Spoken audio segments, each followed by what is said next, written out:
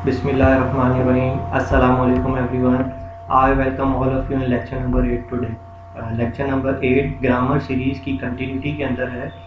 Parts of speech में remaining parts of speech, कुछ parts of speech मैंने lecture number 7 में एक्सप्लेन किए थे, तो remaining parts of speech lecture number 8 के अंदर देखेंगे हम। सो लेक्चर नंबर 8 को स्टार्ट करने से पहले I would request everybody to recite दरूद शरीफ one time please. So after reciting Durood Sharif, let's start lecture number 8.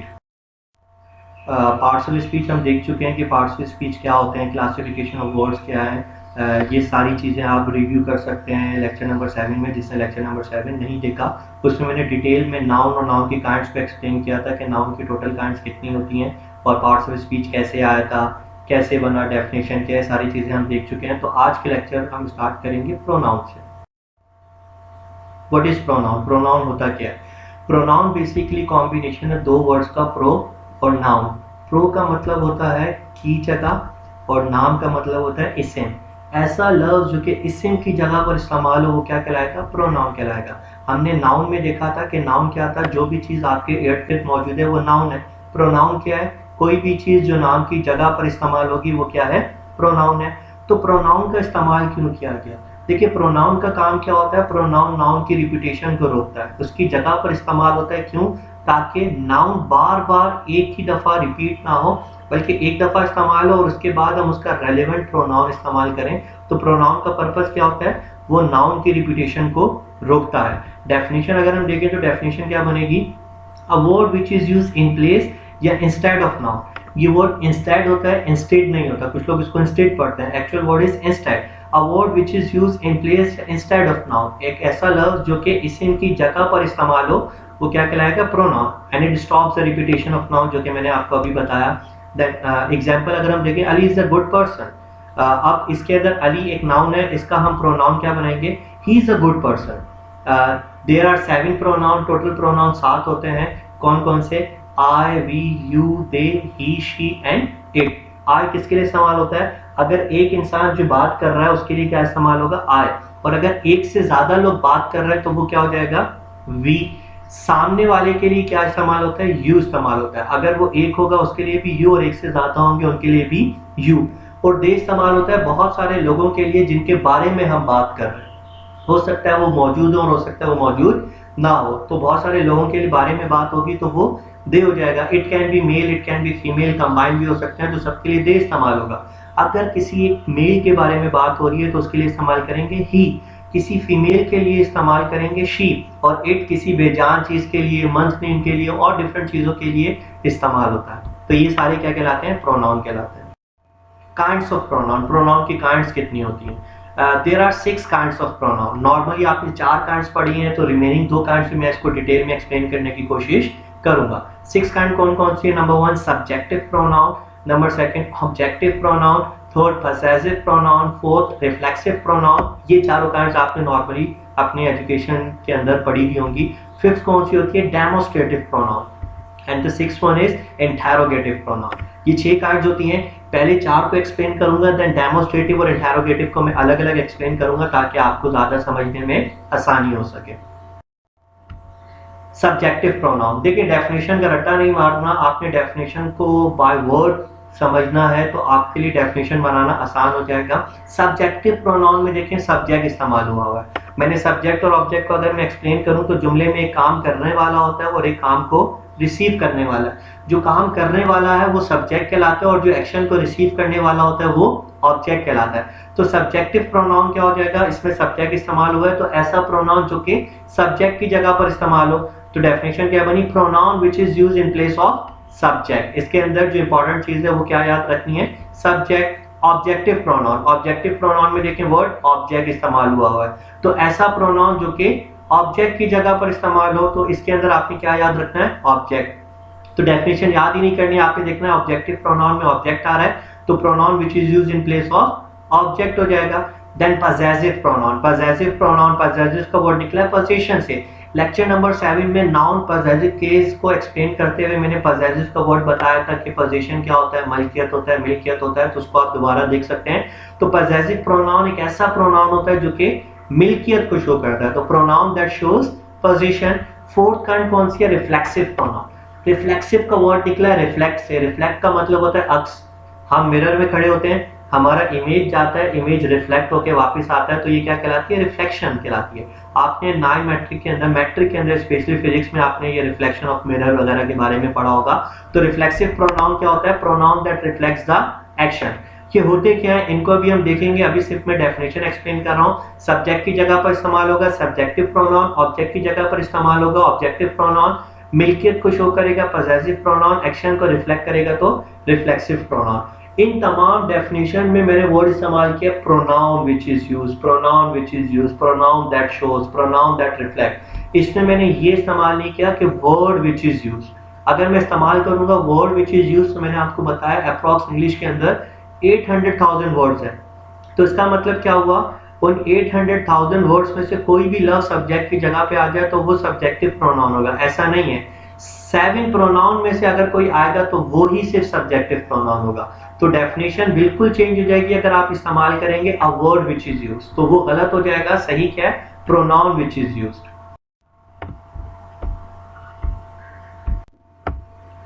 Kinds of pronoun को आगे अगर हम कंटिन्यू करें तो ये सब्जेक्टिव, ऑब्जेक्टिव, पजेसिव और रिफ्लेक्सिव का कंप्लीट चार्ट है। यही चार्ट इस्तेमाल होता है नरेशन के अंदर, तो ये चार्ट आपको याद होना चाहिए। इसमें देखिए मैंने पर्सन्स भी ऐड किए हैं। पर्सन्स क्या होते हैं? पर्सन्स 3 होते हैं, फर्स्ट पर्सन, सेकंड पर्सन और थर्ड पर्सन। फर्स्ट पर्सन कौन होता है? फर्स्ट पर्सन होता है जो कि काम कर रहा हो, जो बात कर रहा होता है। सेकंड पर्सन कौन होता है? जो बात सुन रहा है। थर्ड पर्सन कौन होता है? जिसके बारे में बात हो रही है। अब सब्जेक्टिव प्रोनाउन क्या होता है? सब्जेक्टिव प्रोनाउन वो सारे प्रोनाउन होते हैं जो कि सब्जेक्ट की जगह पर इस्तेमाल होते हैं। ये कौन से होते हैं? I, we, you, they, he, she, it. Objective pronoun कौन से होते हैं? Me, us, you, him, her, them और it.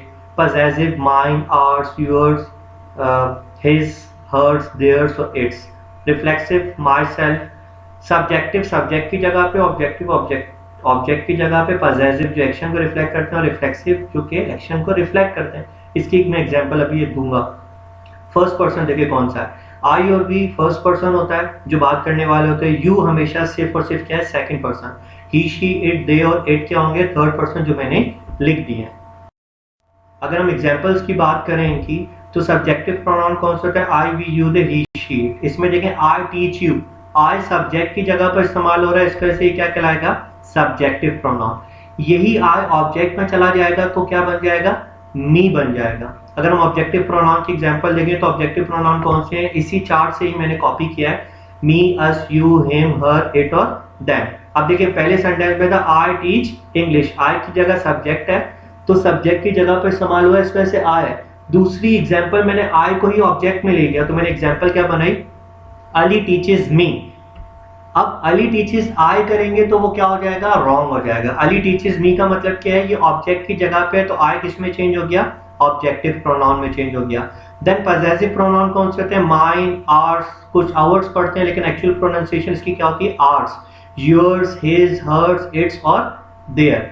This mobile is mine, तो इसमें माइन मेरी मिल्कियत शो कर रहा है कि मोबाइल किसका है? मेरा है, तो ये मिल्कियत शो करता है, इस वजह से ये क्या कहलाता है? Possessive pronoun. लास्ट काइंड कौन सी है? लास्ट से मुराद इन चारों के अंदर reflexive, fourth kind reflexive pronoun. Myself, ourself, yourself, himself, herself, itself और देम सेल्फ। देखिए दोनों में फर्क क्या है? सब्जेक्टिव ऑब्जेक्टिव में क्या था? एक काम कर रहा था तो दूसरा एक्शन रिसीव कर रहा था। रिफ्लेक्सिव क्या होता है? जो काम कर रहा है एक्शन भी वही रिसीव कर रहा है। यानी अली स्टडीज हिमसेल्फ, अली अपने आप को ही पढ़ाता है, तो हिमसेल्फ क्या हो गया? रिफ्लेक्सिव प्रोनाउन हो गया। मैं अपने आप को पढ़ाता हूं, आई टीच माई सेल्फ, वो खाना खुद पकाती है। शी कुक्स हर सेल्फ, वो खुद ही खेलता है। ही प्लेज हिमसेल्फ, तो जो काम करने वाला है एक्शन शुरू होके उसी पे खत्म हो रहा है, तो ये सारे क्या कहलाते हैं? रिफ्लेक्सिव प्रोनाउन कहलाते हैं। सो आई होप सो कि रिफ्लेक्सिव प्रोनाउन अब क्लियर हो चुका होगा। अब रिमेनिंग काइंड्स को अगर हम डिस्कस करें तो डेमोस्ट्रेटिव। डेमोस्ट्रेट का मतलब होता है इशारा करना, पॉइंट आउट करना। तो डेमोस्ट्रेटिव प्रोनाउन क्या होता है? Pronoun that points out something specific. इसमें आपने क्या याद रखना है? Points out. पॉइंट्स आउट का मतलब मुखातिब करना। डेमोस्ट्रेटिव सिर्फ 4 प्रोनाउन होते हैं। कौन कौन से? This, that, these, those. This, that, these, those किसके लिए इस्तेमाल होता है? देखिए दिस इस्तेमाल होता है कोई भी चीज सिंगुलर हो और करीब हो। दिस इज अ चेयर, करीब है तो सिंगुलर। और कोई भी चीज दैट किसके लिए इस्तेमाल होगा, सिंगुलर हो और दूर हो, दैट इज अ विंडो। एक है और दूर है तो दैट इज अ विंडो। अब प्लरल हो करीब हो तो दीज आर चेयर्स, एक से ज्यादा है, अगर एक है तो दिस इज अ चेयर, ज्यादा है तो दीज आर चेयर। प्लरल हो दूर हो तो दोज आर विंडोज, एक विंडो थी तो दैट इज अ विंडो, ज्यादा होगी तो क्या हो जाएगा, दोज आर विंडोज। अब डेमोस्ट्रेटिव प्रोनाउन की एग्जांपल कैसे होगी, एग्जांपल देखते हैं। This is a white cow, हम इशारा कर रहे हैं, पॉइंट आउट कर रहे हैं, this is a white cow. अब दिस किसके लिए इस्तेमाल हो रहा है, पॉइंट आउट के लिए, तो ये क्या होगा, डेमोस्ट्रेटिव प्रोनाउन होगा। इसी तरीके से these are my books, these किसके लिए इस्तेमाल हो रहा है, बुक ज्यादा है करीब है तो पॉइंट आउट करने के लिए इस्तेमाल हो रहा है, तो दीज भी क्या हो गया, डेमोस्ट्रेटिव प्रोनाउन हो गया। The last kind is interrogative pronoun. Pronoun interrogative भी होता है। इसमें क्या होगा, pronoun which is used to ask question, ऐसा pronoun जो कि सवाल करेगा तो वो क्या कहलाएगा, interrogative pronoun। interrogative pronoun कौन कौन से होते हैं, ये सिर्फ ये होते हैं WH फैमिली के, what, which, who, whom and whose। Example क्या है, what do you want for dinner। अब word सवाल कर रहा है pronoun के लिए तो ये क्या हो जाएगा, interrogative pronoun। who is going to take the class, who सवाल कर रहा है तो ये क्या हो जाएगा, इंटेरोगेटिव प्रोनाउन हो जाएगा। तो I hope so demonstrative pronoun और इंटेरोगेटिव प्रोनाउन भी आपको क्लियर हो चुका होगा। अब नेक्स्ट पार्ट्स ऑफ स्पीच जो है, वो है वर्ब। वर्ब क्या होता है, अभी तक हमने नाउन को एक्सप्लेन कर लिया, प्रोनाउन को हमने डिटेल में देख लिया। Third parts of speech is verb. Verb क्या होता है, वर्ब इज एन एक्शन, या इसका दूसरा पार्ट क्या होता है, state of being something. Verb या तो एक्शन को एक्सप्लेन करता है या स्टेट ऑफ बीइंग समथिंग को करता है। दो हिस्से होते हैं वर्ब के, इन दोनों को अलग अलग करके देखते हैं। Verb is an action, identification क्या है, ना, इसको मैं पहले भी डिटेल में बता चुका हूँ लेक्चर नंबर 6 के अंदर के आइडेंटिफिकेशन ना है तो कैसे होती है। एग्जाम्पल, गो, प्ले, राइट, ईट, कुक, ये सारे क्या है, जाना, लिखना, खेलना, खाना, पकाना, सोना, जागना, इन सब में ना आता है तो इस वजह से क्या कहलाता है, verb is an action. I go to perform namaz, मैं नमाज पढ़ने के लिए जाता हूँ, जाना वर्ब हो गया, तो गो क्या हो गया, वर्ब इज एन एक्शन हो गया। वी प्लेड क्रिकेट, हम क्रिकेट खेलते हैं तो इसमें प्लेड क्या हो गया, खेलना, वर्ब हो गया, verb is an action. She will cook food, तो कुक क्या हो गया, पकाना, तो वर्ब इज एन एक्शन। ये सारी चीजें क्या है, कोई भी एक्शन होगा वो क्या कहलाएगा, verb is an action. Next क्या है, state of being something. State of being something के कौन से वर्ब होते हैं, is, am, are, was, were, has और हैव, हैड। सिर्फ यही क्या होते हैं, स्टेट ऑफ बीइंग समथिंग के हेल्पिंग वर्ब होते हैं। अब देखें स्टेट ऑफ बीइंग समथिंग क्या है, या तो वर्ब एक एक्शन होगा या कुछ होने की हालत होगा। कुछ होने की हालत क्या होगा, एग्जांपल दो, आई एम अ बॉय, इसमें एम क्या है, स्टेट ऑफ बीइंग समथिंग में क्या होने की हालत में हूँ, बॉय होने की हालत में हूँ। ही इज अ टीचर, अब इसमें क्या इज, वो क्या होने की हालत में, टीचर होने की हालत में। Shahid Afridi is an aggressive cricketer, अब इसमें क्या है, इज, क्योंकि शाहिद अफरीदी की स्टेट बता रहे हैं कि वो किस स्टेट ऑफ बीइंग समथिंग में, एग्रेसिव क्रिकेटर होने की कंडीशन में। तो वर्ब या तो एक्शन होगा या स्टेट ऑफ बीइंग समथिंग होगा। एक्शन होगा तो आइडेंटिफिकेशन में ना आएगा, और स्टेट ऑफ बीइंग समथिंग होगा तो ये जो मैंने वर्ब्स आपको बताएं, is, am, are, was, were, has और हैव, हैड, सिर्फ यही क्या होंगे, स्टेट ऑफ बीइंग समथिंग होंगे। आगे जब टेंसेस में जाएंगे तो मैं इसको फर्दर एक्सप्लेन करूंगा कि स्टेट ऑफ बीइंग समथिंग होते क्या है। काइंड्स ऑफ वर्ब, वैसे तो वर्ब की बहुत सारी काइंड्स होती हैं लेकिन अभी हम दो काइंड्स को डिस्कस करेंगे। One is transitive verb, second is intransitive verb. Transitive verb क्या होता है, ट्रांजिटिव वर्ब एक लैटिन वर्ड से निकला है जिसका मतलब होता है गोइंग ओवर। तो verb that takes an object is called transitive verb. ऐसा वर्ब जो कि एक्शन को, जो ऑब्जेक्ट को अपने साथ रखता है तो वो क्या कहलाता है, ट्रांजिटिव वर्ब कहलाता है। अब माइंड में क्वेश्चन क्रिएट होगा, why does transitive verb take an object. Transitive verb अपने साथ ऑब्जेक्ट आखिर रखता क्यों है, because without object transitive verb cannot make its sense complete। इसका आंसर क्या है कि अगर वो अपने साथ ऑब्जेक्ट नहीं रखेगा तो अपना सेंस कंप्लीट नहीं कर सकता। कैसे नहीं कर सकता उसको अभी हम एग्जांपल में देखेंगे।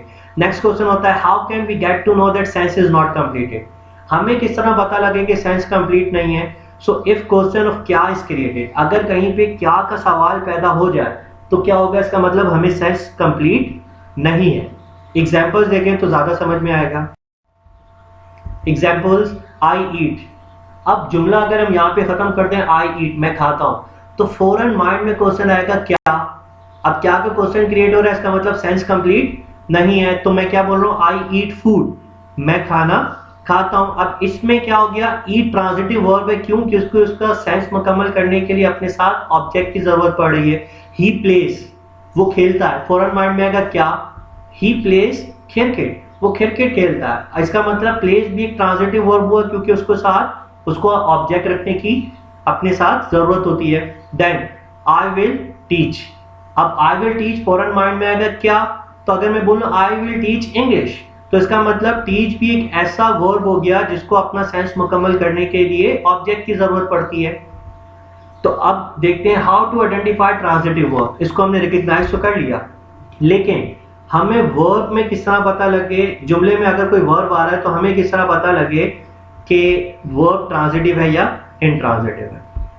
इसको अगर हम रूल से कर लेंगे तो उसको समझना थोड़ा आसान हो जाएगा। इसका एक फॉर्मूला आप याद रख लें ट्रांजिटिव वर्ब को जज करने का। क्या होगा, जब भी जुमला आएगा, जुमला किसी भी टेंस में हो, आई के साथ वर्ब की सेकंड फॉर्म करेंगे। जुमले में ही शी इट कुछ भी हो, लेकिन हम हमेशा क्या करेंगे, आई के साथ वर्ब की सेकंड फॉर्म, और ट्रांसलेट करेंगे। ट्रांसलेशन में अगर ने का वर्ड आ जाए, ट्रांसलेशन में अगर ने का वर्ड आ जाए तो वो क्या होगा, ट्रांजिटिव वर्ब। एग्जांपल देखते हैं, ही प्लेज क्रिकेट। अब इसमें वर्ब क्या है, प्लेज है। इसको आई के साथ सेकंड फॉर्म करेंगे तो क्या बन जाएगा, आई प्लेड। ट्रांसलेट करेंगे तो क्या बनेगा, मैंने खेला। ने का वर्ड आ गया, ने का वर्ड आ गया, इसका मतलब क्या हो गया, ट्रांजिटिव वर्ब है। इसी तरीके से आई ईट फूड, ईट को बाई निकाला, आई के साथ सेकंड फॉर्म की आई एट, तो मैं ट्रांसलेट करूंगा क्या बनेगा, मैंने खाया। ने का वर्ड आ गया तो transitive. I will teach English, teach को बाई निकाला, आई के साथ सेकंड फॉर्म की और ट्रांसलेट किया आई टॉट, मैंने पढ़ाया। ने का वर्ड आ गया तो ट्रांजिटिव हो गया। इसका मतलब आई प्लस वर्ब की सेकंड फॉर्म जब भी हम करेंगे और ट्रांसलेशन करेंगे, ट्रांसलेशन में ने का वर्ड आ गया तो ट्रांजिटिव है, और ने का वर्ड नहीं आया तो इंट्रांजिटिव हो गया। तो it's so simple to recognise के ट्रांजिटिव वर्ब हम आइडेंटिफाई कैसे कर सकते हैं। Next kind, intransitive verb. Intransitive verb क्या होता है, verb that does not take an object is called intransitive verb. ऐसा वर्ब जो अपने साथ ऑब्जेक्ट नहीं रखता वो क्या कहलाता है, इंट्रांजिटिव वर्ब कहलाता है। अगेन इसमें आपने याद रखना है does not is a main thing. Question क्या क्रिएट होगा, why does intransitive verb not take an object, intransitive verb अपने साथ ऑब्जेक्ट क्यों नहीं रखता, because without object intransitive verb makes it sense complete. Transitive verb में क्या था, ऐसा वर्ब था जिसको अपना सेंस मुकम्मल करने के लिए वर्ब की जरूरत पड़ती है, लेकिन इंट्रांजिटिव वर्ब क्या है, एक ऐसा वर्ब है जिसको अपना सेंस मुकम्मल करने के लिए किसी ऑब्जेक्ट की जरूरत नहीं पड़ती। इसमें आपने याद रखना है without object. Then how can we get to know sense is completed, हमें किस तरह पता लगेगा कि सेंस कंप्लीट है, क्योंकि वहां पे हमने देखा था क्या का क्वेश्चन क्रिएट हो रहा था, इफ क्वेश्चन ऑफ क्या इज नॉट क्रिएटेड, क्या का क्वेश्चन क्रिएट नहीं होगा इसका मतलब सेंस कंप्लीट है। एग्जाम्पल अगर हम देखें, आई स्लीप, मैं सोता हूं, क्या का क्वेश्चन क्रिएट हो रहा है, वहां पे था आई ईट, मैं खाता हूं, फौरन माइंड में आ रहा था क्या। आई स्लीप में क्वेश्चन क्रिएट हो रहा है कि क्या सोता हूं, कहां सोता हूं, कैसे सोता हूं, कब सोता हूं, ये क्वेश्चन तो क्रिएट हो रहे हैं, लेकिन क्या का क्वेश्चन क्रिएट नहीं हो रहा है। इसका मतलब इसको अपना सेंस मुकम्मल करने के लिए किसी ऑब्जेक्ट की जरूरत नहीं है। आई स्लीप ऑन बेड, ये हो सकता है, लेकिन क्या है कि इसको अपना सेंस कंप्लीट करने के जरिए ऑन बेड की नीड नहीं है। ही स्विम्स, वो तैरता है, क्या तैरता है का क्वेश्चन क्रिएट हो रहा है, नहीं हो रहा। ही स्विम्स इन द पूल, तो इन द पूल ऑब्जेक्ट नहीं होगा, बल्कि ये क्या हो जाएगा, ये हो जाएगा कॉम्प्लीमेंट। इसी तरीके से he will sleep, she will weep, she will weep के अंदर क्या है कि वो रोती है, she will weep in the kitchen, वो किचन में रोएगी। अब इसके अंदर भी किचन जो है वो कॉम्प्लीमेंट हुआ क्योंकि एक्शन रिसीव नहीं कर रहा, ऑब्जेक्ट क्या होता है, एक्शन रिसीव करता है। वो रोए या ना रोए किचन पे कोई फर्क नहीं पड़ रहा। तो इसका मतलब इंट्रांजिटिव वर्ब ऐसा वर्ब होता है जिसको अपना सेंस मुकम्मल करने के लिए किसी ऑब्जेक्ट की जरूरत नहीं होती। अब how to identify intransitive verb, again I के साथ वर्ब की सेकंड फॉर्म करेंगे और उसको ट्रांसलेट करेंगे। ट्रांसलेशन में ने का वर्ड नहीं आएगा, याद रखना है डज नॉट कम, तो ये क्या कहलाएगा, इंट्रांजिटिव वर्ब कहलाएगा। एग्जांपल, ही स्लीप्स ऑन बेड, अब इसके अंदर स्लीप्स को बाहर निकाला, आई के साथ सेकंड फॉर्म की, तो क्या बन गया, आई स्लेप्ट। ट्रांसलेशन करेंगे तो क्या बनेगा, मैं सोया, मैंने सोया नहीं होता, तो मैं सोया ने का वर्ड नहीं आया, तो इसका मतलब ये इंट्रांजिटिव वर्ब हो गया। तो सिंपली इसी तरीके से ही स्विम्स, स्विम को बाहर निकाला, आई के साथ सेकंड फॉर्म की, आई स्विम, मैं तैरा, ने का वर्ड नहीं आया। वीप को बाहर निकाला, आई के साथ सेकंड फॉर्म की, आई वेप्ट, मैं रोया, ने का वर्ड नहीं आया, तो ये सारे क्या कहलाएंगे, इंट्रांजिटिव वर्ब। तो इन आइडेंटिफिकेशन के जरिए आप इजीली रिकॉग्नाइज कर सकते हैं कि ट्रांजिटिव कौन सा है और इंट्रांजिटिव कौन सा है। आई होप सो कि आपको ट्रांजिटिव इंट्रांजिटिव क्लियर हो गया होगा, क्योंकि यही बेस है एक्टिव एंड पैसिव वॉइस की, क्योंकि आपको ट्रांजिटिव वर्ब और इंट्रांजिटिव वर्ब आने चाहिए अगर आप एक्टिव पैसिव सीखना चाहते हैं। फॉर्म्स ऑफ वर्ब कितनी होती हैं? देयर आर डिफरेंट थिंग्स के डिफरेंट लोग डिफरेंट बोलते हैं कि फॉर्म्स ऑफ वर्ब कितनी होती है, कोई बोलते हैं 3, कोई बोलते हैं 4, लेकिन एक्चुअल में फॉर्म्स ऑफ वर्ब कितनी है? 6 फॉर्म्स ऑफ वर्ब होती है। कौन कौन सी? पहली कहलाती है प्रेजेंट फॉर्म, फिर कहलाती है past form, then past participle, present participle, indefinite और इंफिनिटिव। ये मैंने कुछ एग्जांपल्स लिखी हैं, इनको देख के आप बाकी एग्जांपल्स भी बना सकते हैं। गो की क्या है? Go, went, gone, going, goes, to go. Present form normally present में इस्तेमाल होती है, पास्ट फॉर्म पास्ट इंडेफिनिट में इस्तेमाल होती है, पास्ट पार्टिसिपल परफेक्ट सेंटेंसेस में इस्तेमाल होती है, प्रेजेंट पार्टिसिपल कंटिन्यूअस में इस्तेमाल होती है, इंडेफिनिट फॉर्म प्रेजेंट इंडेफिनिट में इस्तेमाल होती है, और इंफिनिटिव हमेशा हर वर्ब भी इंफिनिटिव होता है जो टू के साथ लगता है। इसलिए क्या बन गया? Go, went, gone, going, goes, to go. eat, ate, eaten, eating, eats, to eat, play, played, played, playing, plays, to play। इस तरीके से कोई भी वर्ब आएगा तो आप इसी तरीके से उसकी 6 की 6 फॉर्म्स ऑफ वर्ब बना सकते हैं। Next thing is regular verb क्या होता है? आपने अक्सर सुना होगा रेगुलर और इररेगुलर वर्ब भी कोई चीजें होती हैं। तो रेगुलर वर्ब क्या होता है? Verb which second and third form are made by adding d और ईडी। आपने कुछ वर्ब देखे होंगे जो कि सेकंड और थर्ड फॉर्म बनती है डी और ईडी लगा के, और कुछ होते हैं जो कि विदाउट डी और ईडी होता है। तो जो डी और ईडी लगा के सेकंड और थर्ड फॉर्म बनती है वो कहलाता है रेगुलर नाउन, और verb which second and third form are not made by adding d और ईडी वो क्या कहलाएगा? Irregular noun. सिंपल आपने याद रखना है, सेकंड और थर्ड फॉर्म डी ईडी लग के होगा तो रेगुलर, और नहीं होगा तो इररेगुलर। एग्जांपल प्ले की क्या होती है? Play, played, played. और इररेगुलर की क्या हो जाएगी? ईट, एट, ईटन। प्ले में देखें सेकंड और थर्ड में ईडी लगा हुआ है, लेकिन इररेगुलर में सेकंड और थर्ड फॉर्म में ईडी नहीं लगा हुआ, तो ये क्या कहलाएगी? ईट, इररेगुलर वर्ब कहलाएगा। इसी तरीके से कुक, कुक्ड, कुक्ड, और राइट, रॉट, रिटन। कुक के अंदर क्या है? ईडी लग रहा है, और राइट के अंदर ईडी नहीं लग रहा है, तो ये डिफरेंस है रेगुलर और इररेगुलर में। आई होप सो कि ये भी आपको क्लियर हो गया होगा।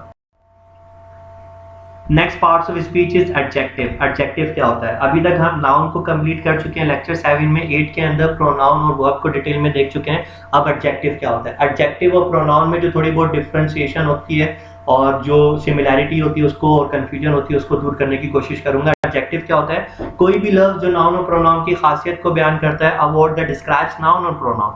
जो भी चीज नाउन और प्रोनाउन की खासियत के बारे में बताए कि वो खासियत कुछ भी हो सकती है, वो क्या कहलाएगी? एडजेक्टिव कहलाएगी। एग्जांपल क्या है? Ali is a good boy. इसमें क्या है? गुड बॉय के बारे में बता रहे हैं, नाउन के बारे में बता रहे हैं, तो गुड क्या हो जाएगा?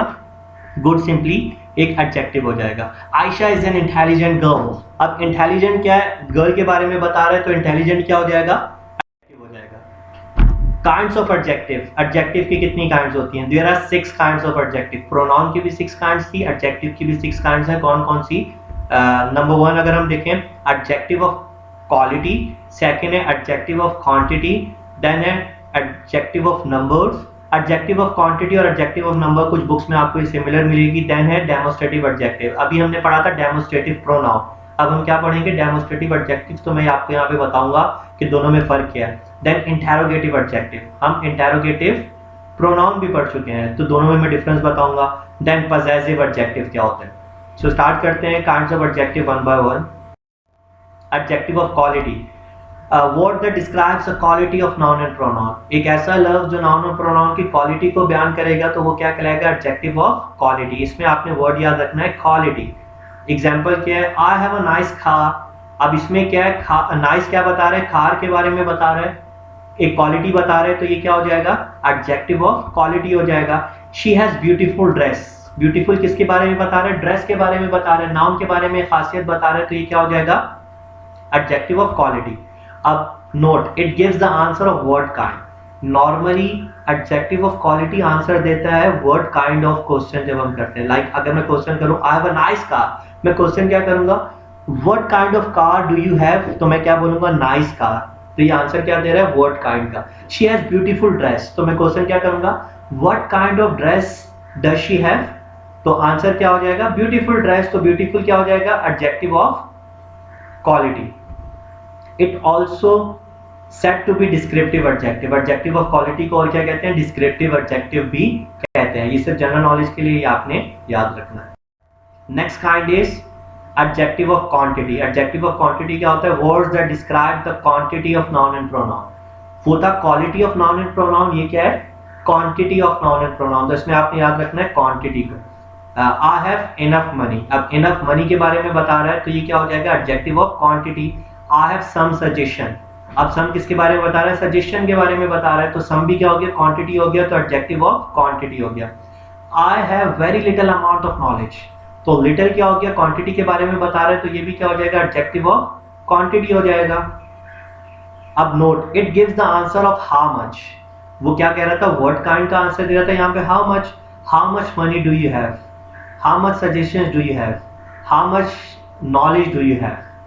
और it tells about quantity but not the exact amount, ये क्वांटिटी के बारे में तो बता रहा है लेकिन एग्जैक्ट क्वांटिटी के बारे में नहीं बता रहा, क्योंकि इनफ हमें पता है क्वांटिटी है, सम है, लिटिल है, लेकिन एग्जैक्ट कितनी क्वांटिटी है ये हमें उस बारे में नहीं बता रहा।